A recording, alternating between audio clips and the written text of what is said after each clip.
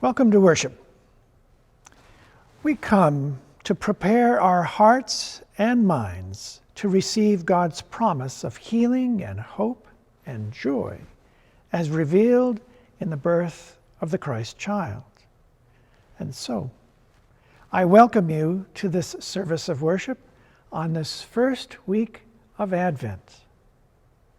I'm Jonathan Morgan, Senior Minister of First Congregational Church of Eugene, and we're on the corner of 23rd and Harris, and I am delighted that you have joined us for worship.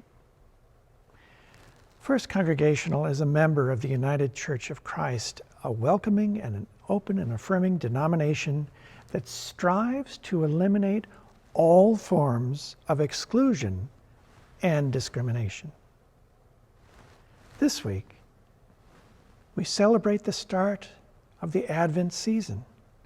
And so, as we prepare for the light of Christmas morn, let us open our lives up to the movement of God's Spirit of love and all-encompassing grace.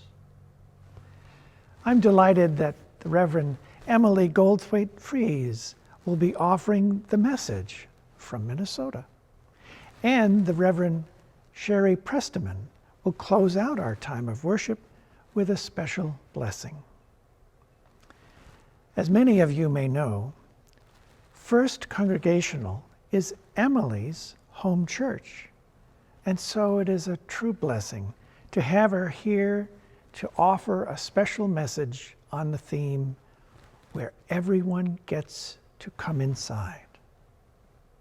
Sherry is a longtime colleague friend of mine, having served on her board of directors at the Back Bay Mission Center in Biloxi, Mississippi, where Sherry was the executive director before becoming Emily's conference minister up in Minnesota.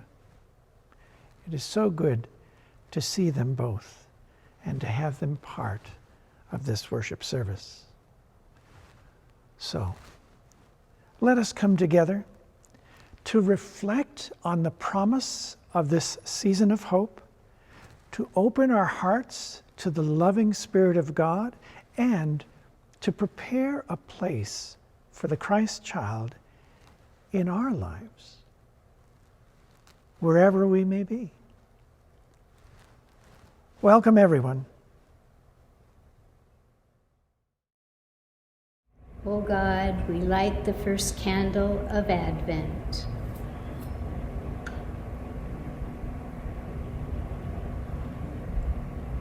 We kindle it with hope. We long for you to come to our world, to break through and reign with compassion, justice, and peace. The prophet Isaiah also cried to God to tear open heaven and come down. He called God's people to do right. Isaiah called them to be refashioned like clay by God the potter. This Advent, we call out to God.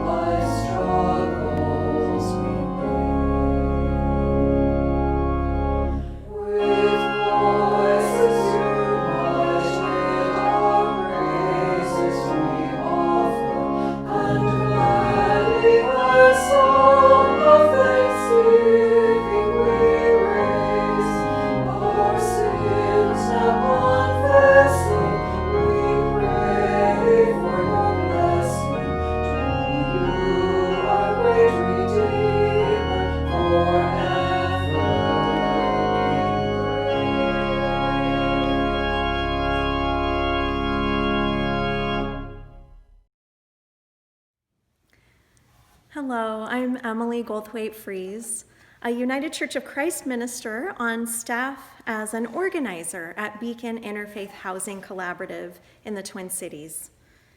I bring you greetings from our many congregations like Temple Israel in Uptown, the House of Hope Presbyterian Church in St. Paul, St. James AME in South Minneapolis, Northwest Islamic Community Center in Plymouth, and right here at Edina Morningside Church. All of us working together toward the vision that all people have a home. People of the Christian faith are turning our thoughts at this time of year toward the story of Jesus' birth, told in chapter 2 of Luke's Gospel, a story that many of us know or think we know well. We will read it together today, but first I want to share with you another story that has forever changed how I read Luke. It was a cold December afternoon, almost exactly 8 years ago, when my water broke.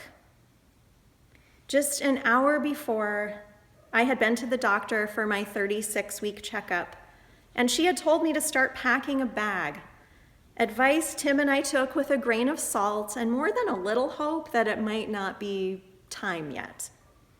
You see, this baby wasn't due until after Christmas, and neither I nor my church were prepared for her to arrive in the first days of Advent.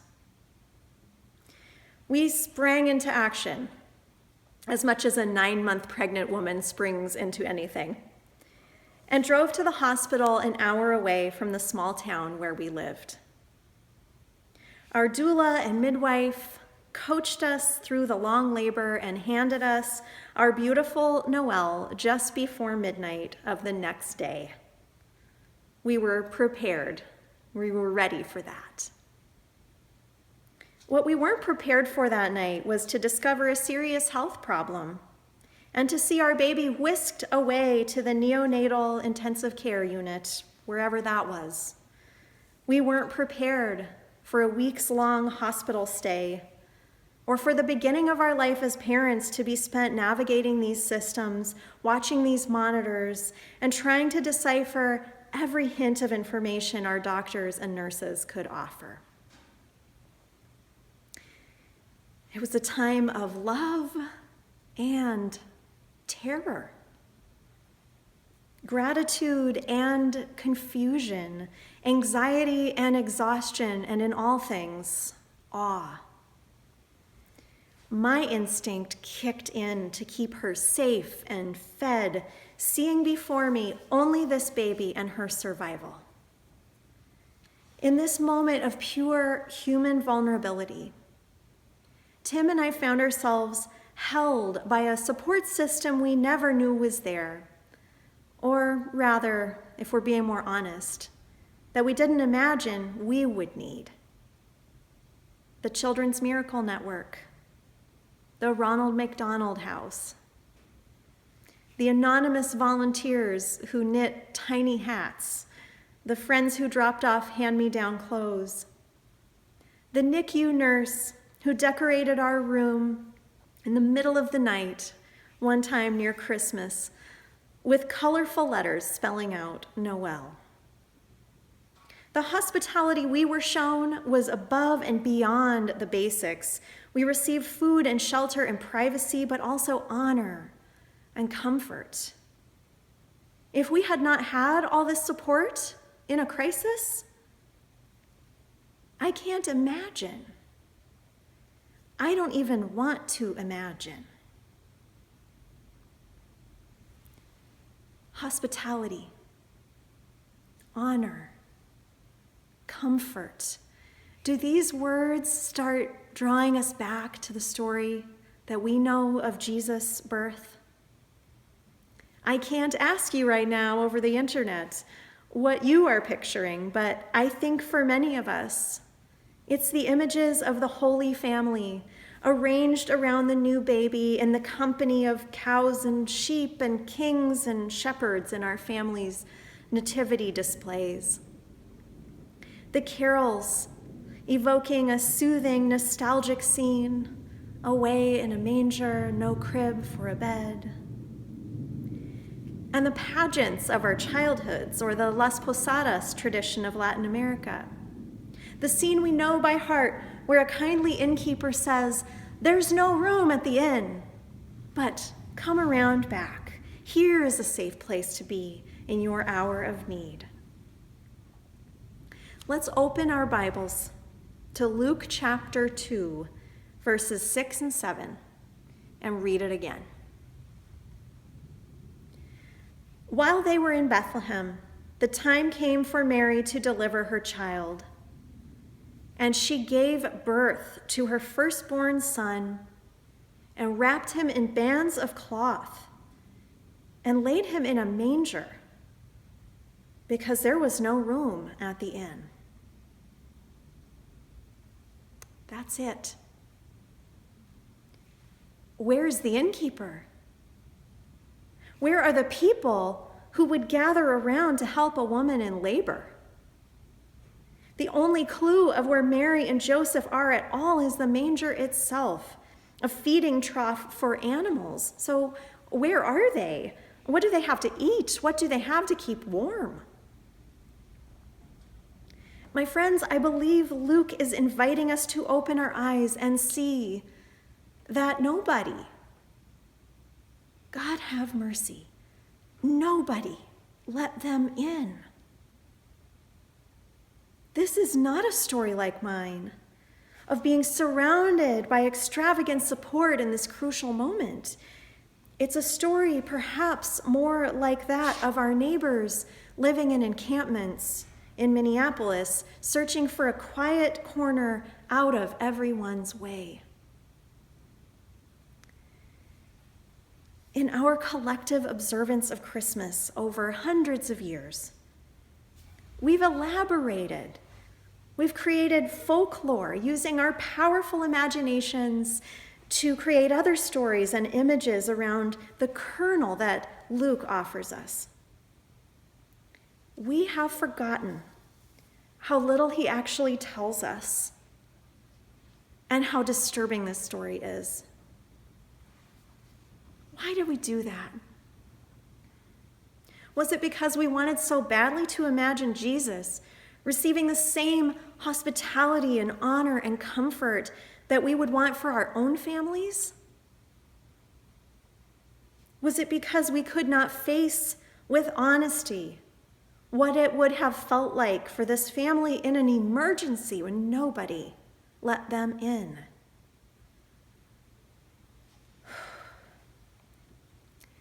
Harsh as this might sound, I'm actually not here to ruin your Christmas pageant or debunk all your favorite carols. I am longing as much as anyone to get swept away in all of that this year, and I will. And I want to offer to people of the Christian faith another way to enter into the sacred story this Christmas. Could it be that if our imaginations and our longings are powerful enough to create this whole world of the nativity that we've come to know, we could also imagine it for our own communities? Can we imagine the day when all people have a home right here? Mary and Joseph were only temporarily without a place to stay. Like my family 8 years ago, they have a home to return to with their baby. But thousands of people in our communities, even in our own congregations right now, are on the edge of losing that home. The family who finds hospitality in the education wing of a beautifully decorated synagogue at Christmas time, when they have already waited months for that housing voucher to come through, and they are weary. The family hanging on to their home for now, during this pandemic, but losing sleep every night because each month the rent isn't paid is a month the debt grows higher. Christmas isn't really December 25th. Christmas is every night that a parent spends worrying about where they're going to stay when the rent comes due. But we are not waiting for a mythical innkeeper to open the door. It is up to us, all of us, together to make sure that all families and youth and adults are welcomed inside. And that looks a lot of different ways. It can look like that synagogue or church or mosque, setting up rooms for families to stay in their buildings once the pandemic passes. For now, it might look like supporting the shelter with donations of meals or diapers while families are isolating safely in hotels. It might look like supporting the local street outreach organizations in your city who are right now working to bring folks in from the cold. It can also look like advocating for an affordable housing development in your neighborhood, or contacting your elected leaders to make sure that our common resources support rental assistance and new quality apartment homes. It can look like educating ourselves to better understand these housing systems that were designed to build wealth for white people while leaving Native, immigrant, and African American neighbors behind. No matter where your congregation is, no matter how big or small or what denomination, there is a place for you in this holy work. Rather than letting the Christmas carols lull us to sleep this year, I want them to wake us up. I want us to start imagining living into a dream where nobody is left out and turned away. I want to know how hard we're willing to work to make that dream come true. When we are organized to serve a vision much bigger than our own, we're never alone. Luke's gospel has already shown us and shown this young Mother Mary that nothing will be impossible with God. If we can imagine it, we can create the world we want to live in, where everybody gets to come inside. Amen. And now receive this benediction. May we have grace to perceive the bounty of a generous God. May we have open hands and open hearts to share that abundance with abandon. May we have courage to see and not look away from the injustices that rob our siblings of their birthright as precious children of God. May we have the will to make the changes God desires for all God's people and for the healing of the earth. Let us not grow weary, and when we do, may God join us together so that many hands might make light work. And now may the blessings of God, our Creator, Redeemer, and Sustainer, be with you all. Amen.